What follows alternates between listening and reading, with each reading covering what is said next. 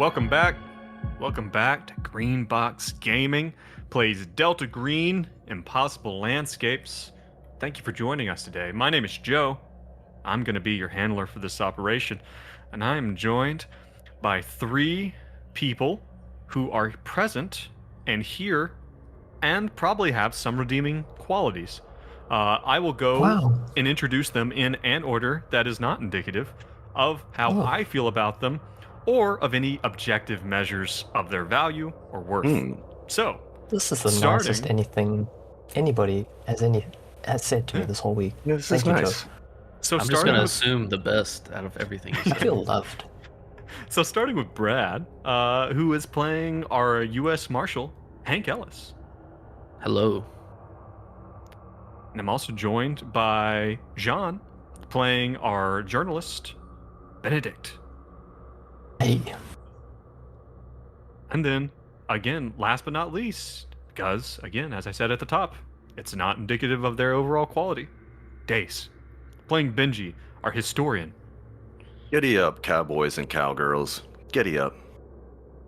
Interesting choice. Okay. Cleanest thing you've said. God. And will say. I think this intro is going really good, guys. I'm feeling good about I feel this. good about Yeah. We're going to have a great time. It's going to be a good one. How are you guys doing? What you guys been up to? Oh, moving. Oh, that's right. Oof. My house is in complete disarray, and so is my brain. Gotcha. All right. What's because I mean, you're moving. I guess it doesn't really matter. It doesn't really matter how far away you're moving. You still have to put everything in boxes and then unpack it when you get there. Mm-hmm. Yeah. Well, yeah. What about you, Jean? You got any? Aren't you hanging out somewhere different? Different part of South Africa. Yeah, I'm in Cape Town. It's good. Okay. All right. How was that? Peaceful. Peaceful down here. It's nice. Yeah, because you're usually in. I'm in the dark school, but yeah. Yeah, they still turn off the lights there every now and then, but it's. I'll turn off the lights. Well, I know. Well, actually, now that I think, I was about to say something about man, and summer's upon us, but then I remembered. Yeah, that don't ask me how I'm Jean- doing. What about Brad? Yeah, Wait jeez. for that. This is where it starts. What a dick. Guys, let's keep it together. We're doing so well. Stand Nothing. up for yourself, Brad. I've got nothing going on, Joe. No, you don't even have to ask me. Let's go ahead. Let's go ahead with No, Brad, I want to hear. I want to hear how you're doing, man. I'm interested. Yeah. Great. Good. That's a faux pas right That's there. why I didn't ask. All Okay. that. That's why I didn't ask, because that's all you do. You always do this. Brutal. It really does, man. though. It's always one word answers. Always like this with you. My mother was No. right. Yeah. All right. Well, I know. So summer is upon us here, guys. Or I guess technically maybe we're still in spring, but I know it is starting to warm up here. So I know, like I'm up in Oregon. Nice. Oh, that's right. You're in a different hemisphere. So you guys are bundled up in woolen clothing. Yeah, so you guys are heading into winter then, right now. But carry I on. still don't Sorry, know I how wanna that slow you works. roll. Like with the Earth being flat and everything. That's right. Yeah. It probably has something to do with the ice wall, I imagine. Do they move the ice wall around? Is that how they do it? Must be. Yeah, big Must be. pharma government does it. I think. Yeah, the UN. With helicopters and I dragons. don't know enough about this to really comment, so I'm going to leave it You to don't know about the professionals. science of. It's not even flat Earth theory. It's flat Earth fact. I honestly don't know the ice wall thing. What is that? Okay, This sounds so basic. all right, so Let's according dig in. to the flat earthers. Okay, and if you're a flat earther, please Oh, feel this is how we free get. to comment on my lack of knowledge. Feel free to comment or leave. Yeah, or maybe just leave.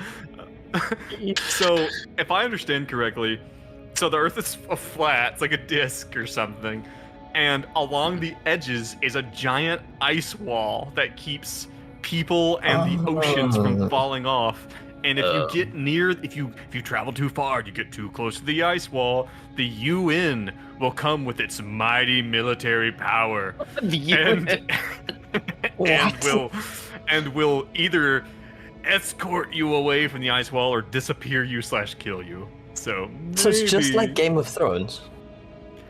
I am sad to say I have never seen Game of Thrones, so I cannot comment. The funniest part to me is that Drew's like the most impotent agency. The UN Dude, have no power. Like, how do they have the resources to do that? To monitor the they're entire The helicopter. perimeter? No. the singular helicopter. No, the one helicopter we have is already on the other side of the ice wall. So yeah, I mean, this could be a Delta Green campaign. the ice wall. It should The be. ice wall. That'd be awesome. God, Boom, it home should. All right, to art Brad. train, write it up. Get on it. Yeah. All right. Well, speaking of Delta Green campaigns, Delta Green stories are right in the middle of our own. Is that what we're Here's doing? one I cooked up before. That's what we're doing. Yeah. Sorry, we're here for a podcast days. Oh, Yeah, I Remember thought it was again. about flat Earth, though. I thought that was the whole premise of this podcast. Yeah. I thought it was Anyone just who's about listening to getting the top insulted. side banter could be forgiven for thinking that. So yeah, we are in. We should are probably give right- some kind of a timestamp for when we actually start the podcast. We actually start playing the fucking game. For anybody who doesn't want to hear us talking shit, go to this timestamp. Oh man. Well, we are here with our agents in 2015 in Boston.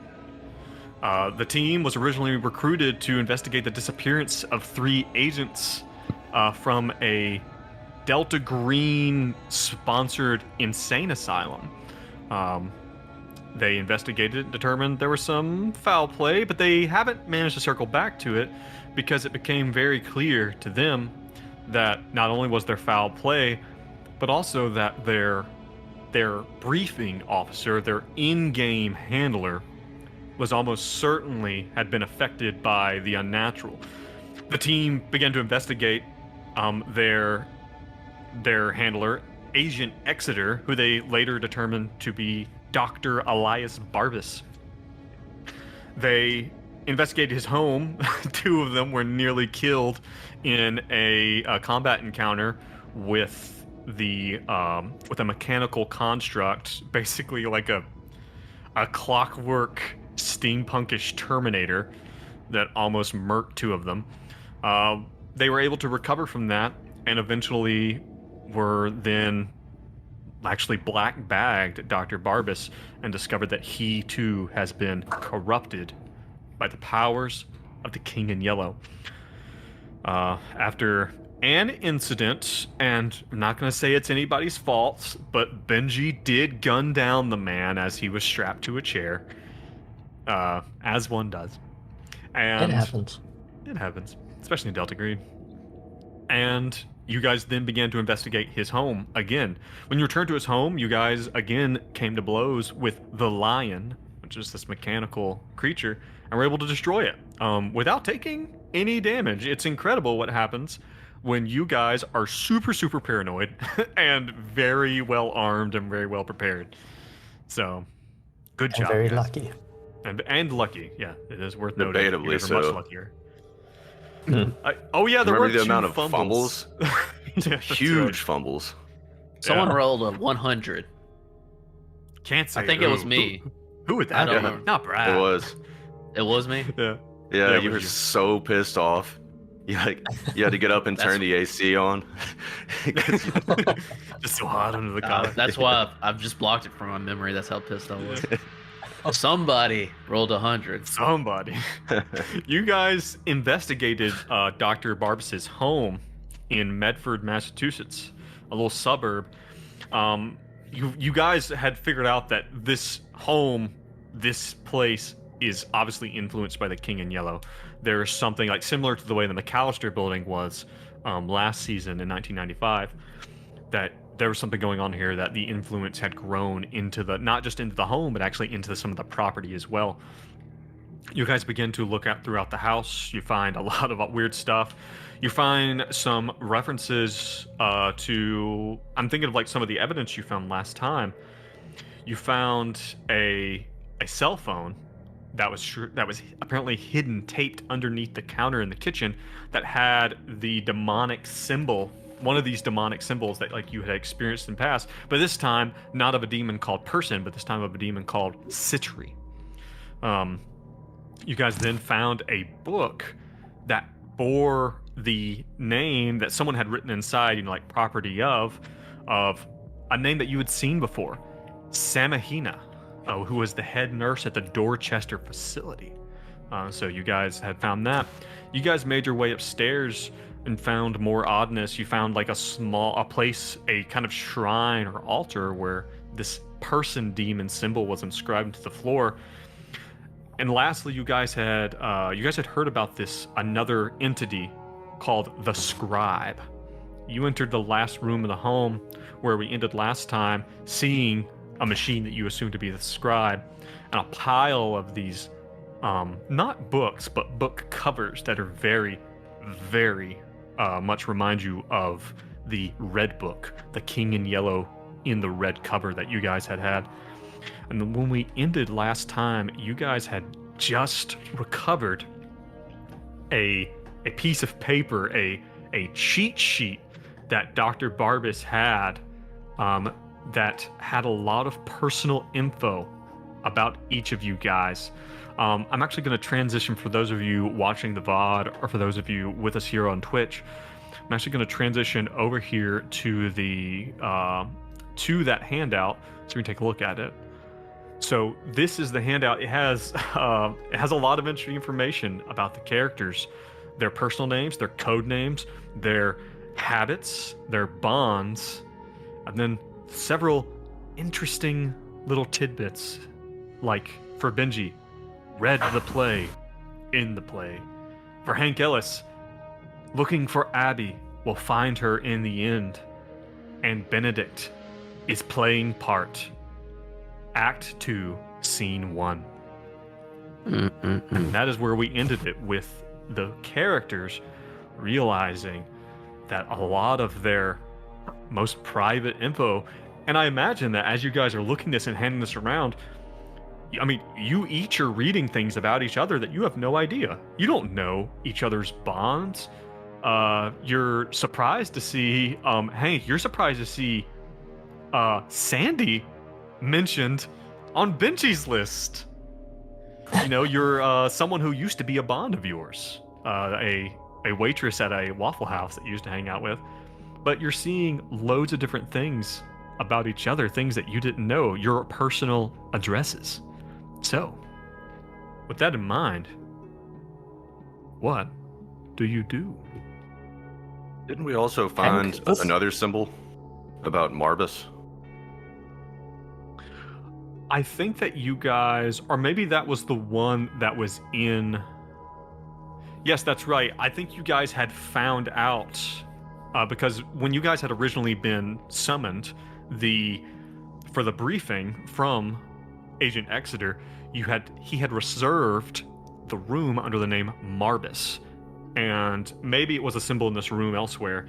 You had found a seal that had the name Barbas on it, and the way that the Barbas demon was described as having knowledge of mechanical things, which seems really, really coincidental. Oh, there's a third demon called Barbas, supposedly. This is now, you guys have now run into 3 of these demonic seals in real life. Now, you obviously have, especially because Benji is knowledgeable about it, you have a hard copy of Dr. Elias Barbas's, his hard copy, his taped together kind of handmade copy of the Ars Goetia, which is a book of demons and how to summon them. You guys also have access to Demon Web 101, which is something you described, and you have Benji, who has over an 80 in occult, so can rattle any of the shit off to you off the top of his head, because he's up to his eyeballs in it. Hank, this says homeless in apartment now. What's happening? What does that mean? I don't know what this means, but and then Benji, what do you know about Sandy? Oh, Sandy? Do you know her? Sandy Forsyth? Works down at the cafe? Oh, you do. You guys aren't close anymore. That was one of the bonds that you lost in the 20 years, I believe. Yeah, Pulls we his used gun to have a out. thing. She's a real generous lover. She Hank told pulls me out I a was the gun and best says- she ever had. What have you done with my woman? No, he doesn't. That doesn't pull out the gun. It doesn't do that. This man has been keeping tabs on us, or him and someone else. I'm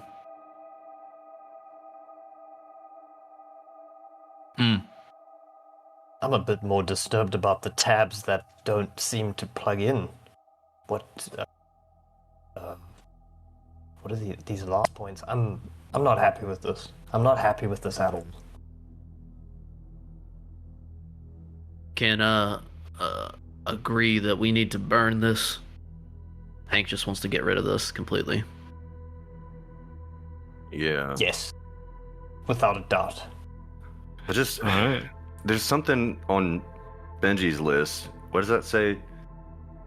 Monta, LA. Monta, LA, 1992. Is that what that says? Funny you mentioned that. It's actually Montz, Montz, Montz, LA, as in Montz, Louisiana. Does that ring a Benji? bell? Oh, it doesn't just ring a bell, my friend. Benji, you run your finger down the list and you see Montz. And there's a moment where you have a bit of a moment, your head swims as the camera zooms into Benji's face, Oh Lord. and we watch It's a as the flashback wrinkles of again. time disappear onto a much younger, much brighter looking Benji Potts. As the camera pulls away, we see that Benji is walking. He is stomping through what looks like swampy woodland. And he's walking through, and he's behind a man who's wearing no shirt and has like paint up his chest and onto his face. The man turns around. He's a big hulking guy, and he turns around. He says, "Now y'all promise you gotta be cool about this.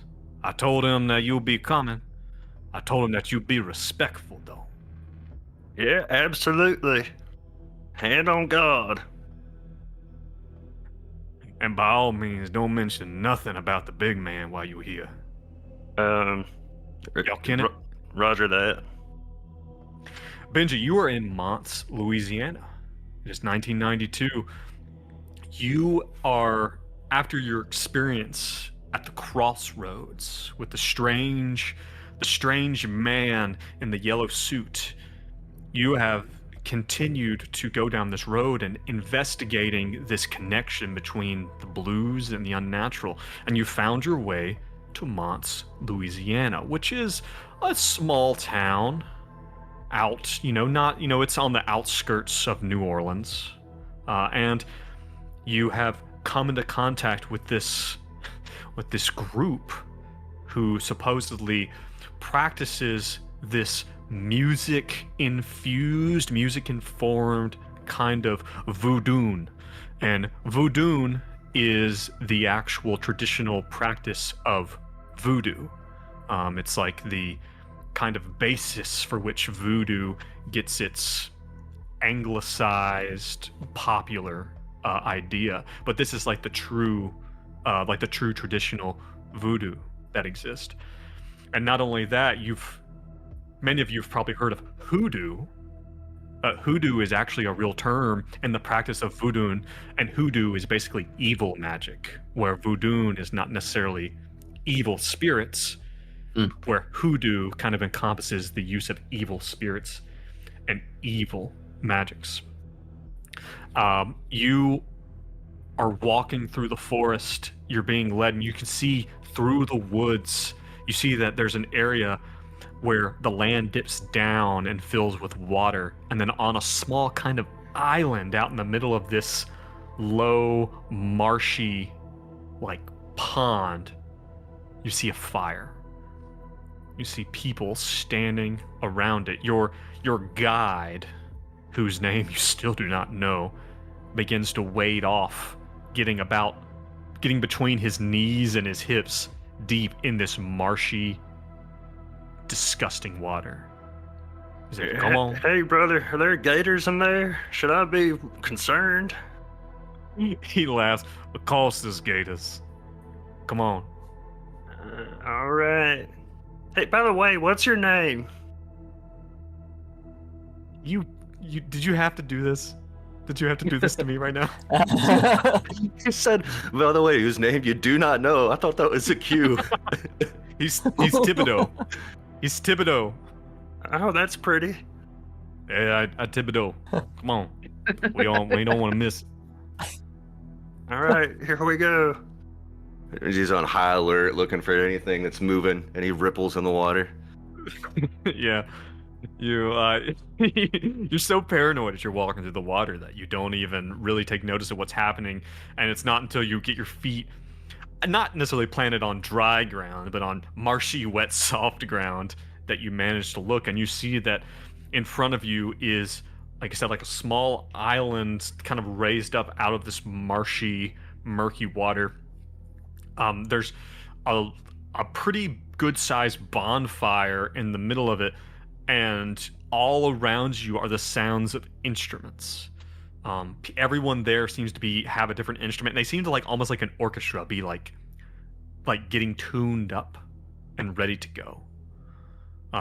You see guitars and like what are they, like someone has a calypso, but you also see other things. You see people literally with like wash tubs with a string, like those like cartoonish country bass guitar kind of thing. Mm-hmm. You see people with scrub boards, and you also see people with instruments that you've never even seen. You're like, is that a hurdy-gurdy? Like, you see like people who are like literally just blowing into the top of the bottles and stuff like that. It's a huge mix. There's someone with an accordion, someone with a sitar, and they're all seem to be getting ready. And and the music kind of quickly stops, just cling, as you kind of enter the clearing. And Thibodeau says, "This is the man I was telling you all about. Don't worry. He's going to be respectful." Hi, fellas. My name's Benji. I like that little ditty you're playing just then. It's pretty catchy. One of the Mind if I men, join in? one of the men stands up. Did you bring a guitar with you? You were probably instructed to bring something. Yeah. Looks like the oldest man stands up, and he walks up to you and kind of looks you up and down. He takes the guitar from you, as you're like holding it there, pulling it off your back. And he looks it over. He looks it over. He's like looking inside it. He said, "It's good y'all come, Benji. Go ahead, take a seat at the fire. We've been waiting for you." Wow. All right. I'll just make myself at home over here. He goes up to the fire and takes a seat. What happens over the next few hours is a bit of a blur. It starts out, everyone's just kind of picking and grinning. Everyone's kind of playing their music, and there's so many different instruments, and it becomes pretty obvious to Benji that not everyone's at the same level of skill with their individual instruments, but everyone just starts kind of playing. But after a while, I don't know, it's like, Benji's been in a few really good jam sessions where you get a good flow on, and everything just kind of seems to disappear, and it's just the music. And after a while, it's just this cacophony of all these different instruments, all these different people, as Benji kind of gets the flow. And there comes a moment where a few of the people get up, and they actually transition, and they go to like a small tent that's like on the far side, and they bring out what looks like a goat, and they stake it to the ground, and they all start kind of chanting, and before long, one of them pulls out a knife, and one by one they all no. go up and stab the goat once. And what is Benji's reaction to this as this kind of sudden brutality makes itself known? Oh man. I think it Keep in takes mind, him aback. Go ahead. This is 1992, Benji. He hasn't been through anything. Yeah. I think it rocks him. I think he stops playing and he's just like aghast at this display of brutality. You feel something hit you, like give you a tap on the shoulder. You realize it's the head of Thibodeau's banjo. As he kind of like nudges you with the banjo as you stop playing, and he says, "Go on, y'all next." Oh, is he like indicating that he needs to go over to the goat? Yeah, one of the people is holding out this huge Bowie knife to you. Benji stands up, hesitantly takes the knife, walks over to the goat. Is it still... The animal is like, it's past bleeding in pain. Like, it's been stabbed so many times. There's like a dozen people here, and you think you're the last one. And this thing is like on the ground, and it is, it's like, it's past the point of being able to cry out. It's still alive, as far as you can tell, but... Man. He'll look the goat right in its square pupiled eyes and just like hesitate for a moment, and then just right down into the neck through the jugular, trying to put it out of its misery. Yeah. You hear everyone kind of lets up this like whooping, like, woo, as you stab it, and you hear someone says, "Go on, get him again." And they keep cajoling you and pushing you to do more. I think Benji folds under the peer pressure. I think he stabs it again. It's just, and as you do this, it's like, and people are like, are crying out, yeah, and the music is getting louder and louder. There are no amplifiers out here. There are no speakers, but the music, it's getting so loud that Benji is like, it's like standing right next to a huge, like, bass speaker at a concert. Like, it's shaking your eyes. Yeah. It's so loud as Benji continues to stab. Oh god, he's probably like got blood splatters all over his face now. Yeah. And as you go, it's like, and you are continuing to like shake, and I imagine that Benji at some point in time grabs the huge Bowie knife with both hands and is stabbing and stabbing. And then the music is at this huge crescendo. You look down and the goat is not there. You see the face of an older black man. He has 3 gaping bullet holes in his chest. His dirty suit is pulled to the side as he stares up at you with this sickly, huge, wide smile as you stab and stab and stab into the chest of Dr. Elias Barbas before you. And all of this goes on, and Benji's head is swimming. He raises his hands up in front of him and looks at the blood and looks at the man before his head swims and he passes out. Bravo. Benji wakes up in the back of a pickup truck as it clambers down a gravel road. The daylight is just slightly,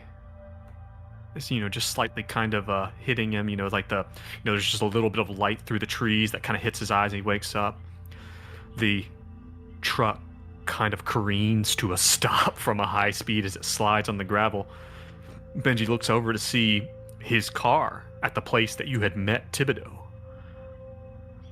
You see that laying beside you in the truck is a large, huge cotton sack that has something inside it that's bleeding through the sack.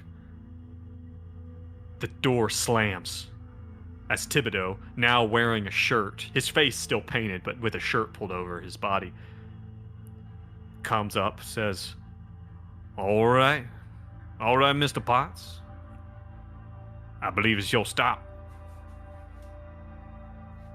What happened? What y'all mean happened? What's in the bag? Oh, goat. Don't y'all remember? Benji's just like confused, discombobulated. I guess he'll Anyway. get out. Yeah, as you go and you know, like you have your eyes on the bag the whole time. It's like, is that too big of a lump for a goat? It's like, it seems like it could be a goat, but is it too big? Is it too long? Like, you get out, you hop over the tailgate onto the gravel, and the guy Thibodeau, you go to shake Thibodeau's hand out of just out of like a normal social interaction. As you do, you shake his hand, but then he grabs your forearm with his left hand and holds you.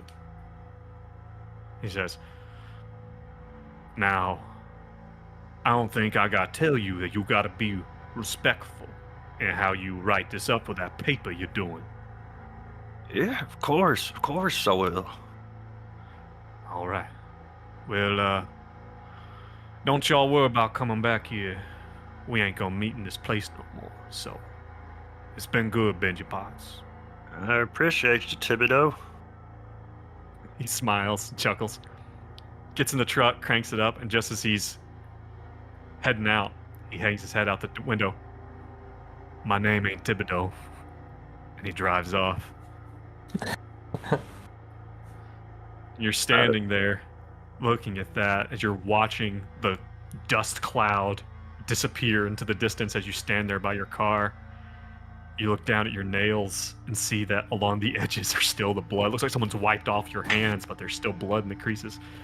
As we then pull back into Benji's young face, and the wrinkles regrow, and then we pull back away to see Benji in 2015 standing there looking down at the paper. What? I don't get to look in the bag.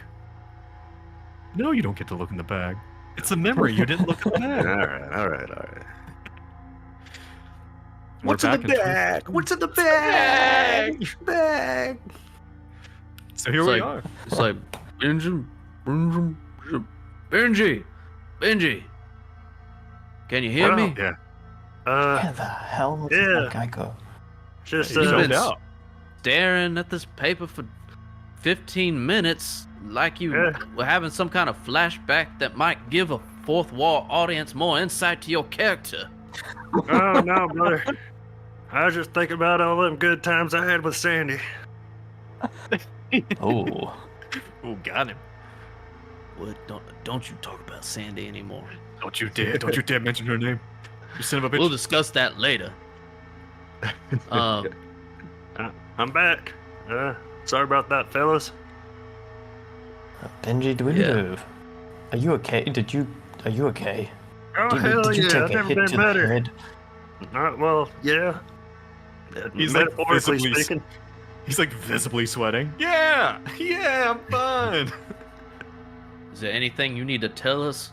Perhaps a story that might be as long as you've been zoning out for the last 15 minutes and tell it all to us and Yes, let's recount Great every detail. bit The of that. camera zooms in on Benji's face as the creases smooth out, and it's 20 years ago, and Oh, Benji's man. walking through a swamp, waist deep. Anyway, we're back in the modern day now. So you guys are in Dr. Elias Barbas's home.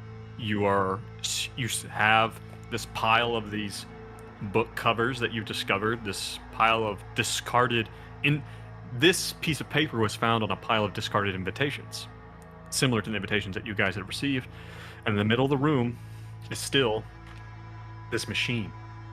yeah. Hank's like, I think it's without saying, we got to get rid of this place. Get rid of these books, the covers of these books. I don't know, burn this piece of paper, but we also need to figure out what this machine's doing. Is it like active, clicking, or can you give another description of kind of what it looks like and what it's doing? Yeah, so How big is it? think about it's like it looks like a mix of a typewriter, a cotton gin, and a clock. It's about the size of like God, I hate to use this old thing, but it's like the size of a bread box.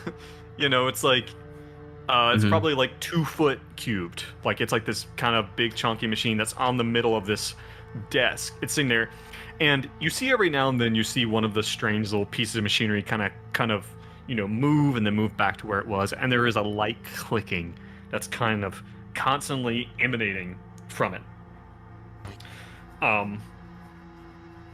One of your party, one of your party, I will say, has a seemingly innate and unnatural understanding of this machine.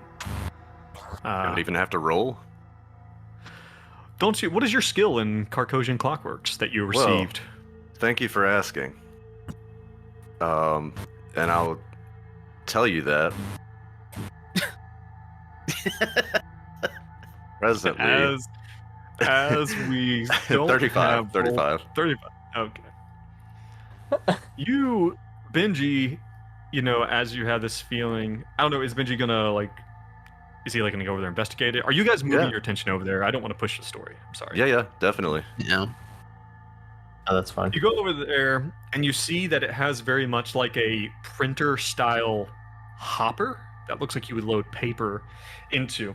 And there is a pile of papers sitting there to the side of it. You also see what looks like several, like those legal pads, like yellow legal pads that have like the cardboard backing to them, and you tear off the pages. Yep. You see dozens and dozens of these discarded backs, and you see one of them is sitting there. And Benji, it doesn't take you just a second. You recognize these legal pad pages. These are the similar kind of things that Dr. Barbas had stuffed all throughout his clothes. And on every single one of those crumpled pieces of paper that he had stuffed all in and about himself were snippets of the book, The King in Yellow.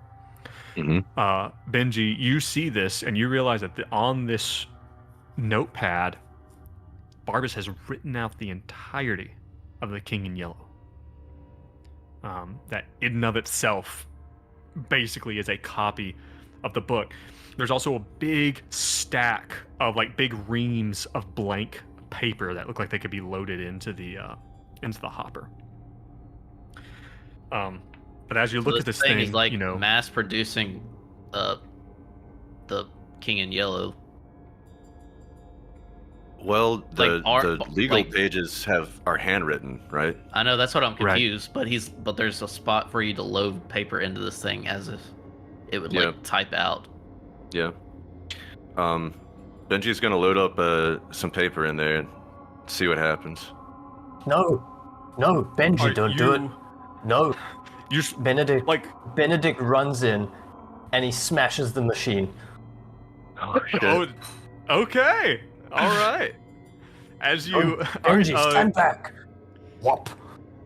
Okay. I don't know what you do that with. But...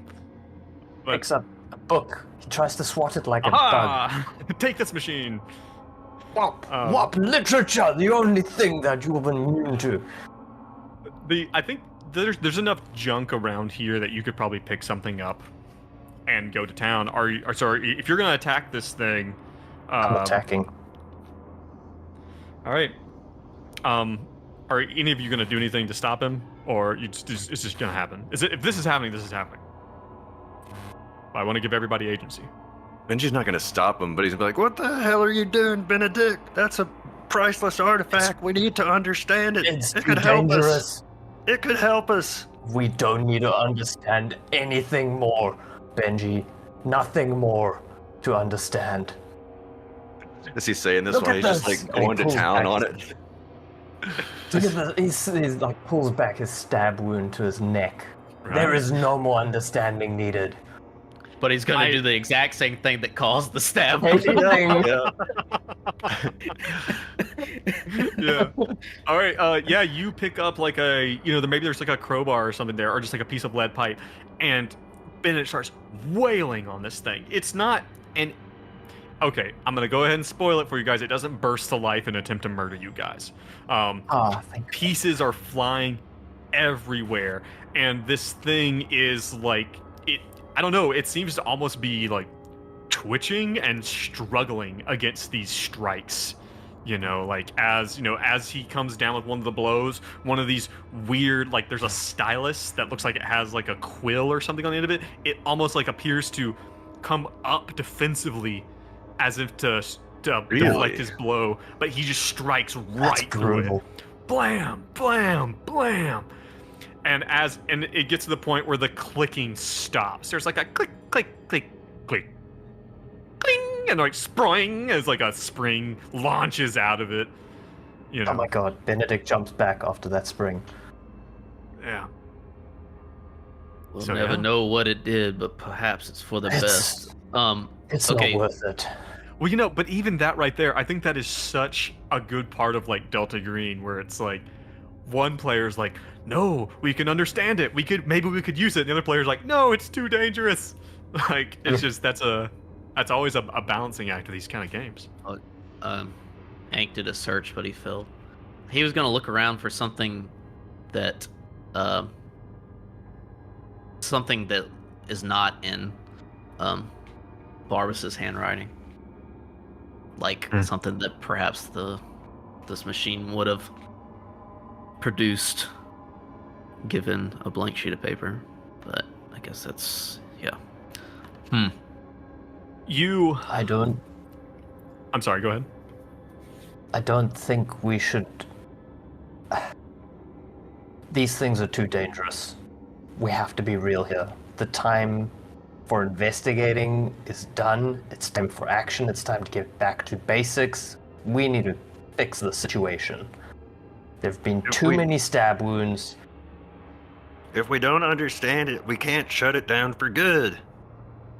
We gotta cut this thing off at the source.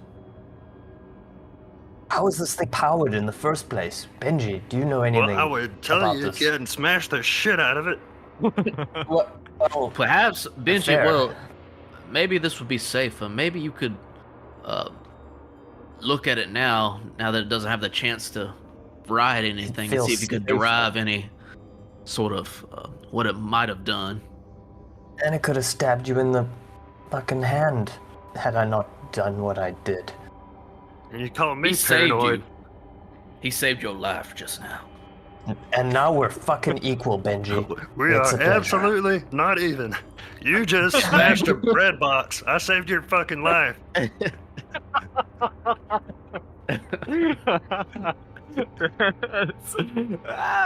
hard to argue. All right. Maybe I owe you another one still. Yeah. I guess Benji will do a check to see if he can glean anything about this heap of parts. Yeah, so as you look at it, because you have this, if you didn't have the skill specifically, if you didn't have the Carcosian clockwork skill, you would have to like have something pretty special to do this, specialized, but you do. There is no obvious power source, but Benji is part of you, just like I said, this knowledge that seemed to have been kind of implanted into you. You get you just know that there's a power source that's beyond kind of mortal kin, if you would. That goes beyond everything. That it is not something that thing doesn't need to be plugged in, doesn't need to be wound up. You see that in addition to the slot, the popper for the papers, there's also a small slot down below it. And I'm not going to make you roll for anything. I mean, it's pretty obvious. You look over at the pile of red leather book covers.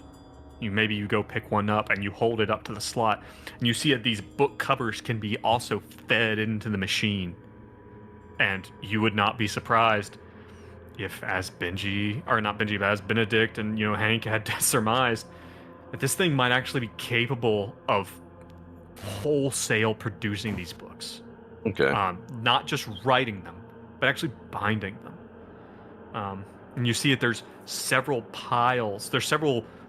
cardboard boxes full of these, things, but there's also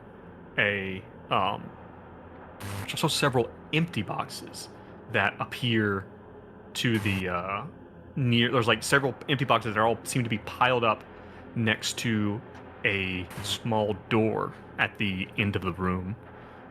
Looks to be probably a closet or something. Benji, go check those out. Before we check those out, can Benedict does two things. He kind of goes over the machine and checks, pokes it, make sure it's dead. He also waves his hand over the top to make sure it's not powered by any strings. Kind of does a little puppeteer magic. I like that. He also, That's rational. he wants to check if there's any way is there any tracking? Can he investigate to see if there's any tracking numbers to see if each of them are identified in any way uniquely? You mean the boxes or the covers? Copies. So that the covers or the ones, yeah. They look to all be identical. There's nothing you can surmise about them. Okay. But you did say you go over and open the door, right? Yeah.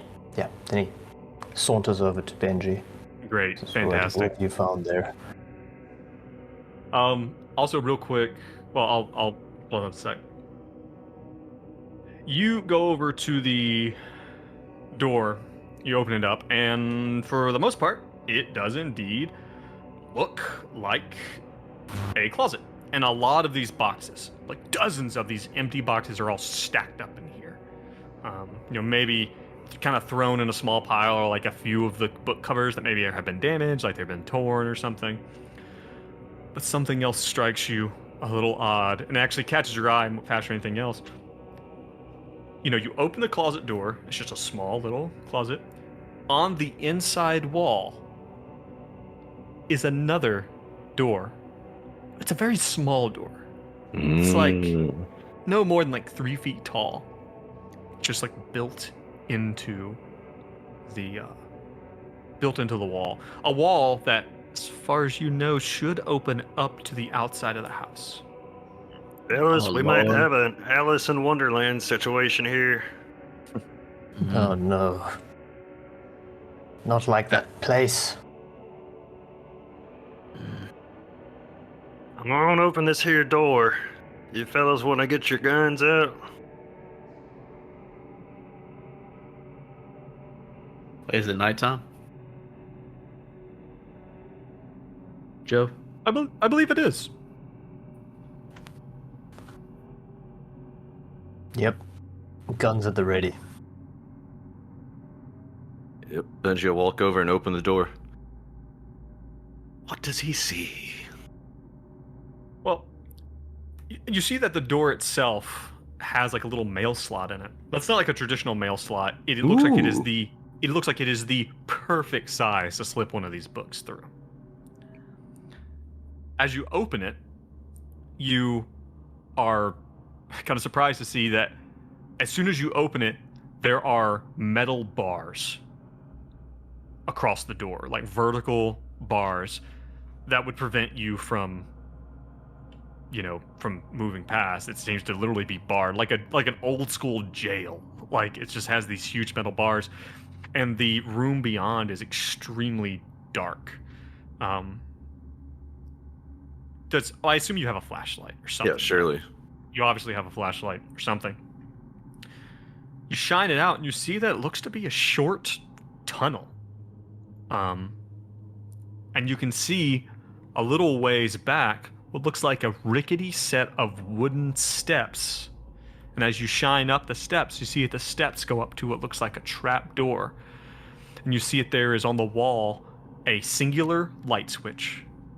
And there is a light bulb hanging down. It looks like this tiny door that you're at goes out, or is attached to a short tunnel accessible by a trapdoor. This The does tunnel- remind you of something. You have this sudden flashback to Robert descending Yep. a set of stairs, holding his hand out, and receiving a copy of The King in Yellow from Absolute Darkness from a disembodied hand. You realize that you are looking probably at this side of the bookshop. Is that Barbas's hand? That's the reason. What the? Yeah. So, well, it's as we expected. This is some sort of night floor situation, but Oh, I mean, go ahead. Go ahead, sorry. I guess I'm confused. Is this just a closed loop? I mean, he was making these books for not handing out to the general public, but to be slotted in this strange library for some reason. As you guys come to this realization, I do need you all to make a quick sanity check. I was thinking that might be coming. As you see the wall that goes out to nothing, please enunciate your checks for me. It's a failure for Benedict. Failure for Hank. And a failure for Benji. Does anybody... So it's 1 sanity damage. Does anybody want to deflect? Yes. Yep. Yeah. Alright. Alright, then because it's 1... no, actually we're gonna do it different. Everyone please roll that 1d4. 3 for Benji. 2 for Hank. 1 for Benedict. Alright. Everyone reduce one of your bond scores by 1, and then reduce your willpower by whatever you rolled. Okay.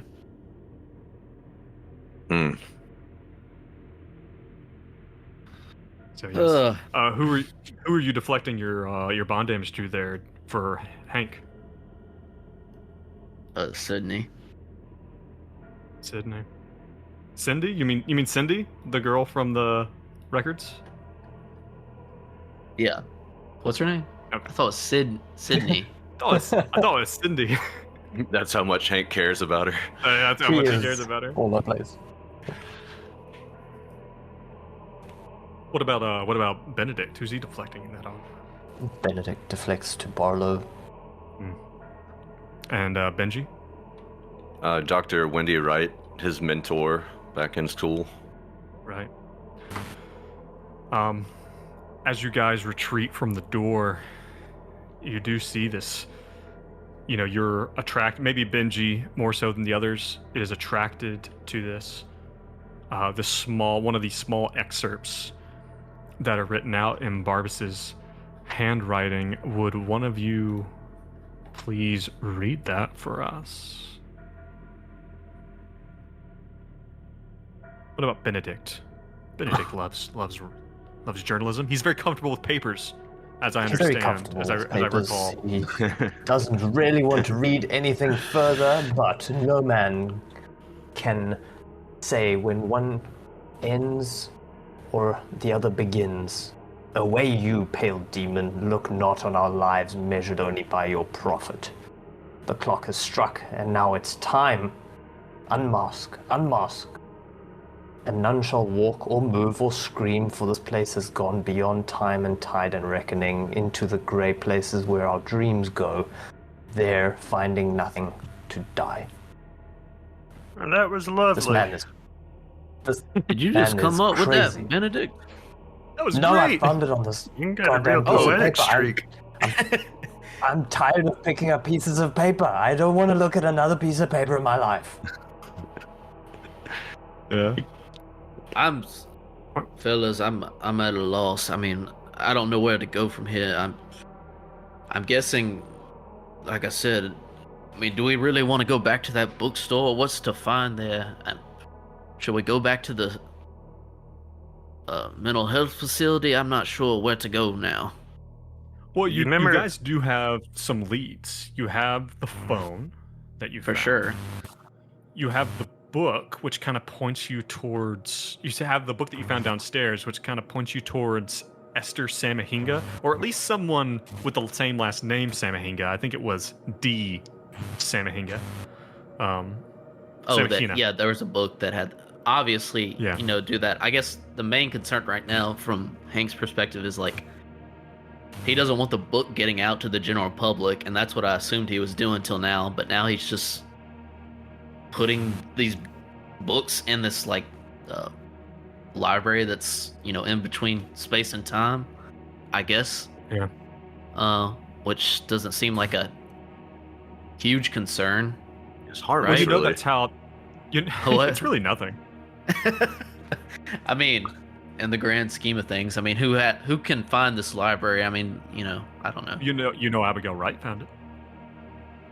True, with her And with- dad. And with her was brought down an entire building of people. Imagine if you guys hadn't contained it. For sure. Is there anything But I else? guess so. Are we saying the source is this library run by,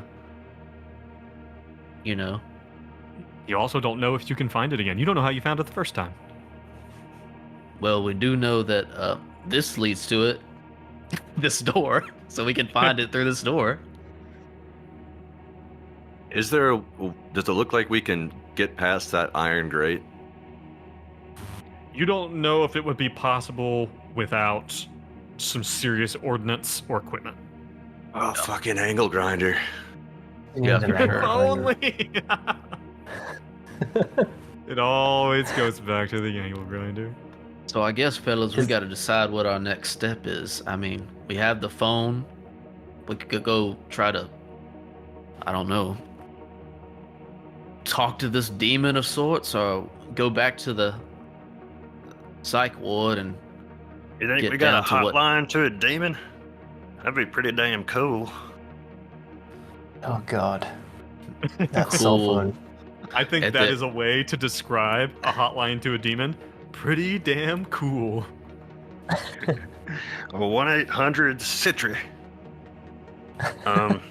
Here's the thing. there- We gotta get rid of this place, right? But my for concern is sure, if we, but if we we want to go. burn it down, is it just gonna reset itself like it has before? Well, from what I gather, there are multiple, entrances to this night floor situation. But we definitely need to burn the place down. But if we burn it down, then we've lost access to wherever this cave is. So, do we want to follow this rabbit hole, or just get rid of it, close it up?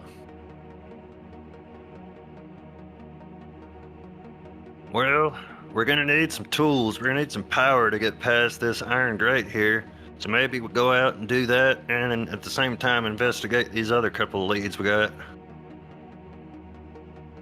As much as I hate it, I think that's a great idea.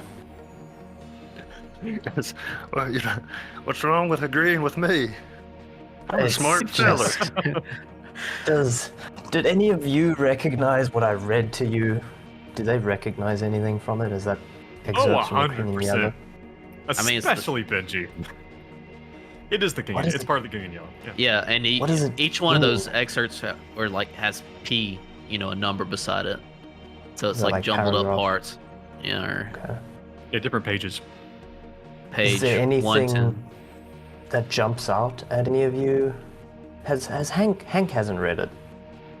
I don't think so. I think Benji's the only one No. who's read it in its totality. Is there a roll Oh, I then can you can make to stop. see if there's any significance to those passages? Maybe Or- occult? Or Not a cult. Does the You could roll an situation- unnatural roll. What were you gonna say, Brad? I mean, this would get super trippy, but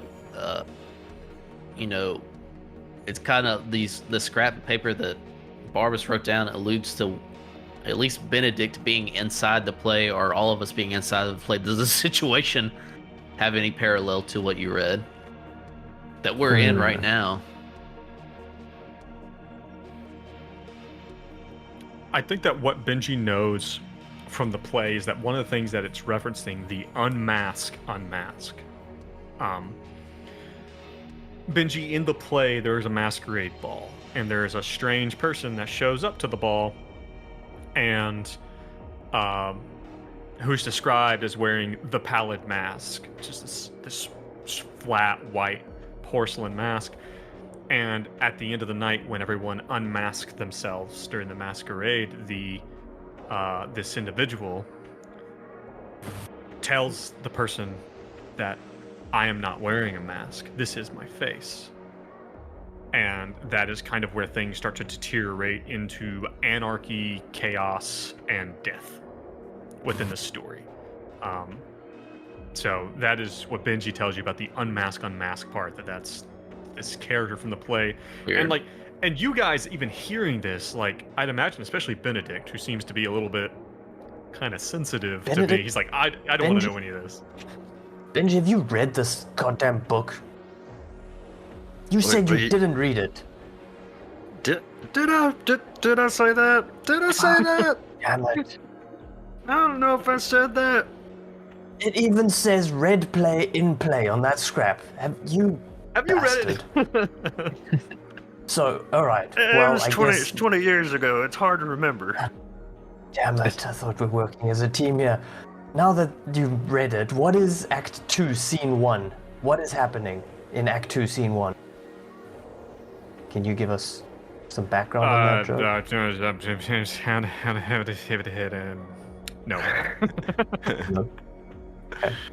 Keep in mind that the play itself, just in the real world, in our real world, I don't think anyone's written out the play, per se. I haven't seen a copy of it, so I can't tell you. I would love to tell you. Okay.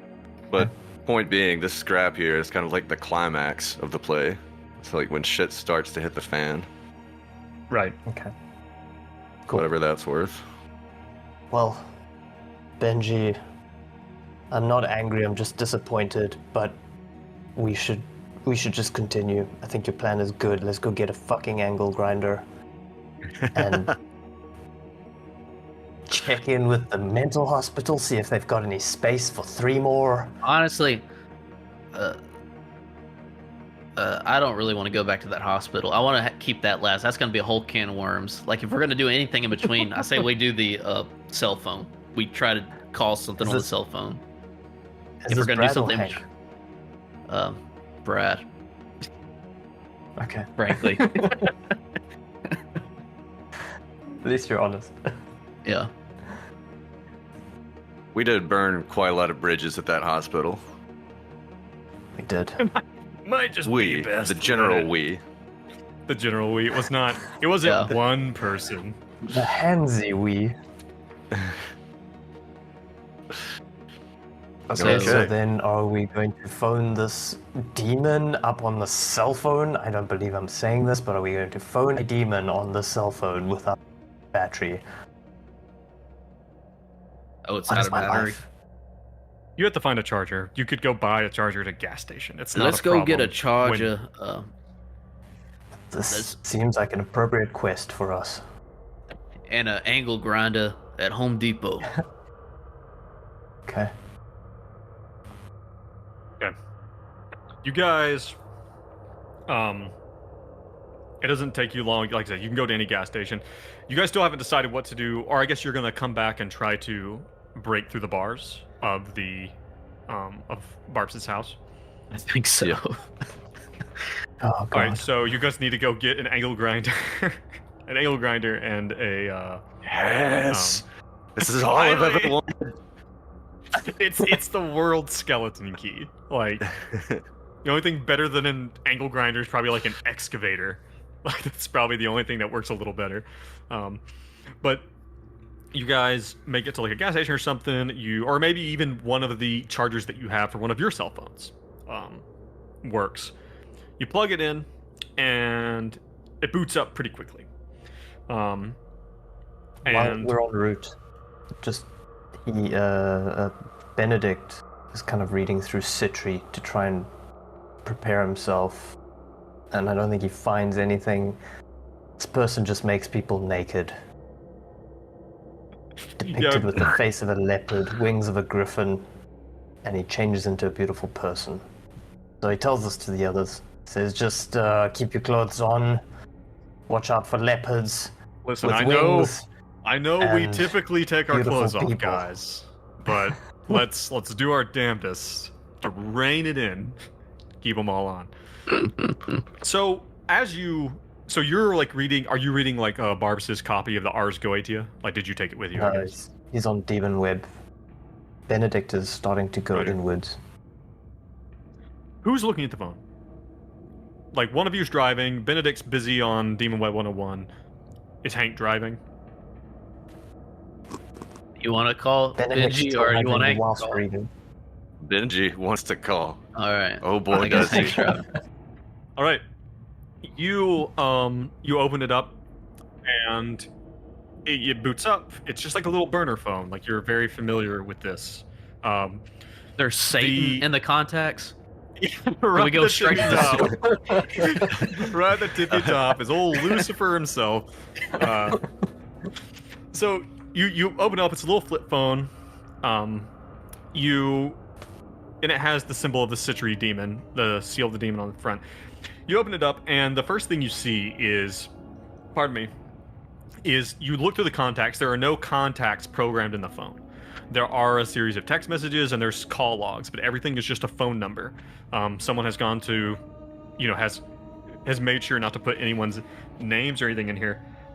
You look through the text, you see that all the text are to a single number. And it doesn't take you long at all to do a quick Google of the area code to find out that they're all a Las Vegas area code. Interesting. Nevada, Las Vegas area. And they're all like, where the hell are you? I haven't heard from you, things like that. And you see there's back and forth between this number and that number. One of the last messages that goes out is, hey, I'm gonna be a little longer on this job. If something comes up, if something ever happens, look me up at the Boxer Hotel in Boston, Massachusetts. And that's Okay. the last message that's sent out. Wait, okay. And there's also. Can I ask? Go ahead. Those were text messages coming in saying like, "Hey, where are you?" Yes. Those are coming into the phone. Okay. And the ones that are going out, the last one's out. It's like this message is going like, and and the responses to, if something happens, find me at the Boxer Hotel. The responses to this are like, what the hell are you talking about? Is something wrong? Are you safe? Blah blah blah. Like a lot of stuff like that. There is one outgoing phone call. So you can either look it up or you can call it. Like, what does Benji do? Well, now that we have that piece of information, I don't know if I want to call and blow our cover. Like, I kind of want to just go straight to the hotel. Okay. But even once we get to the hotel, I don't know how we're going to find this person. Yeah.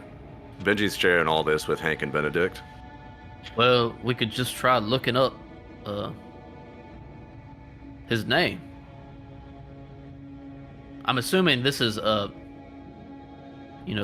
Dr. Sorry, what's his name? Barbas. Barbas. I'm assuming this is Barbas sending out these texts. We could try Bob. It's at the hotel. We didn't find it on his person, right? We found it in the room. Well, No, it is. It was taped underneath the counter in the kitchen. Like, it was hidden. This is my interpretation of this. This was a burner phone given to Barbas by Delta Green. He's sending something to his wife, or something in Las Vegas. He gets wrapped up in this junk and starts carving symbols onto the phone. there might be something that of more insight as to the path he went down in his later days at this hotel. You guys, as you're looking at this, you see there's a bunch of incoming calls, and there's only one outgoing there's outgoing calls to this same number that they're texting, and then there's one incoming call too. So you have 3 sets of phone numbers. You have the person who they were texting back and forth, who sounds like they were worried about them. You have one outgoing call and one incoming call. So if I had a vote, I'd say let's try this hotel first, and then after that, let's try these phone numbers that are the calls. That is. Yeah.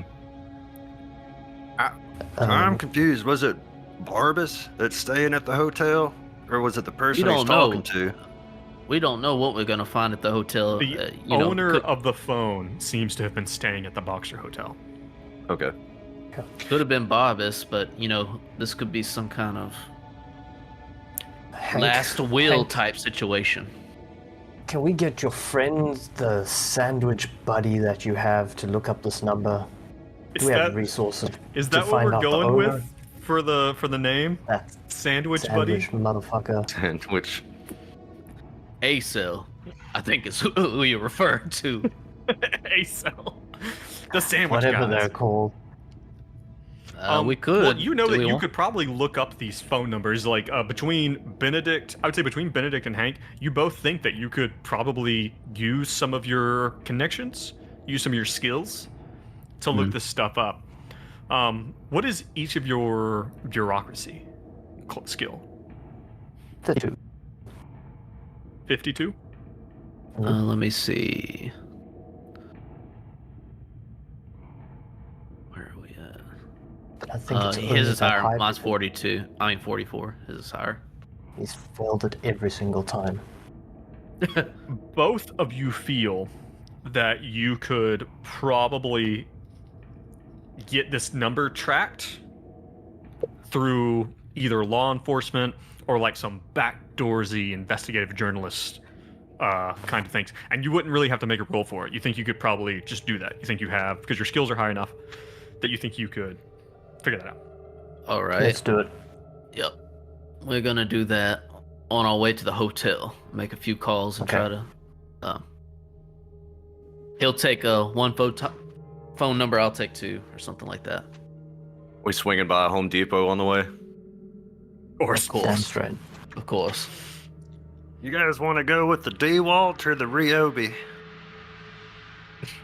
Well, you got it. I mean, do you want affordability or do you want quality? That's your choice. I mean, this is Benji. a interdimensional steel bars we're talking about. We probably need the best. Probably need the best one. Okay. There's a label underneath one of the brands that says "Great for the night floors." Oh, look Night at this, floors guys. approved. It says right there, it's great for the night floors. It's the And does it have Carcosa that brand. same It's the Carcosa empowered- brand. magical clockwork self-automation system? Yeah. Oh, that's an extra. Yeah, you got to pay extra for all that. That's in a plan. To be crystal clear, we're gonna get a battery-powered one with a charger and an extra battery. Okay. All right.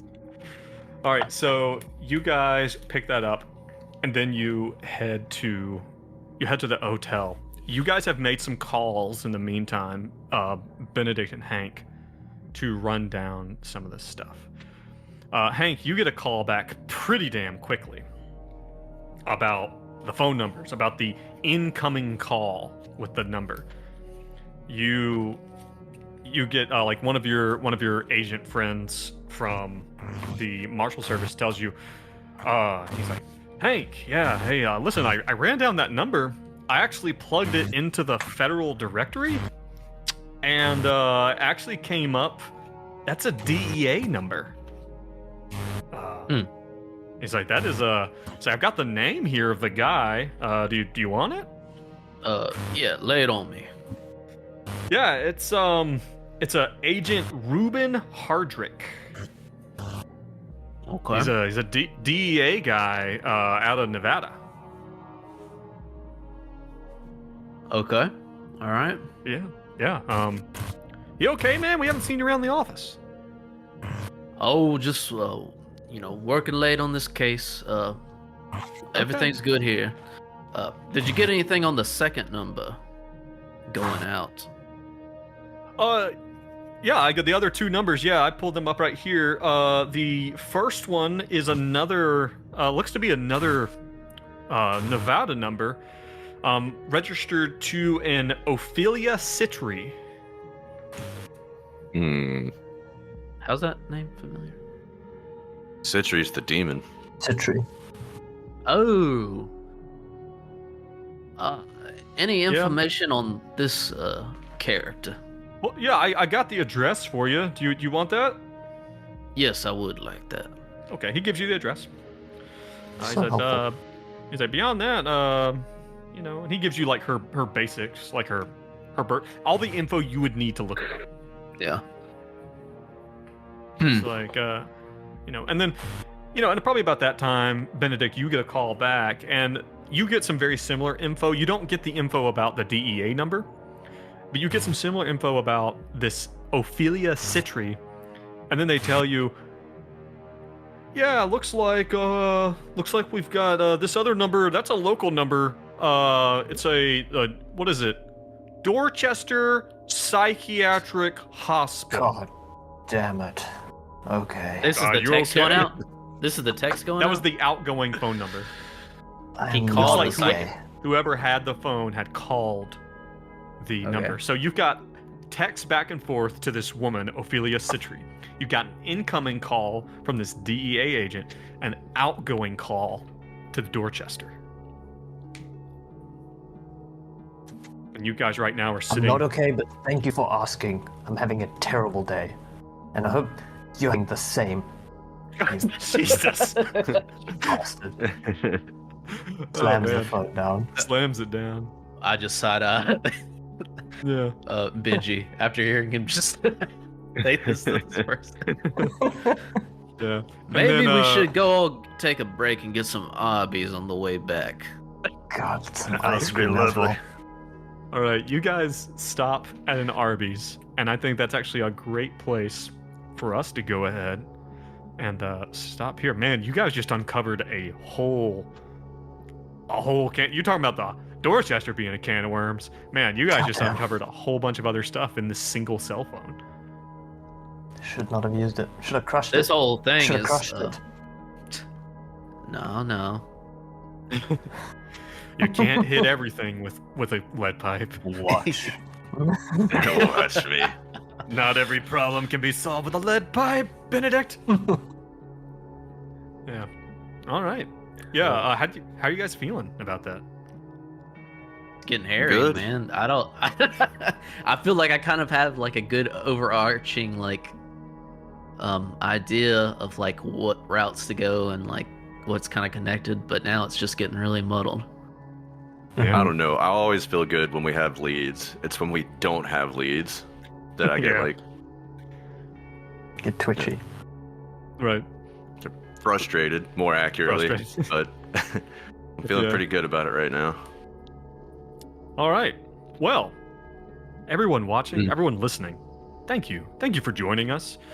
If you like what you're hearing and you want to connect with us, head on over to r/greenboxgaming. And we're also on Twitter and everything. And all of our links are there on r/greenboxgaming. You can find everything there. That's kind of our headquarters. But if you like this so much, you're like, Joe, I am so caught up that I think I actually want to hear these stuff a week early, then why don't you swing on over to patreon.com/greenboxgaming_. And I'm going to be frank with you right now. You guys want to hear something crazy? You guys want to hear something nuts?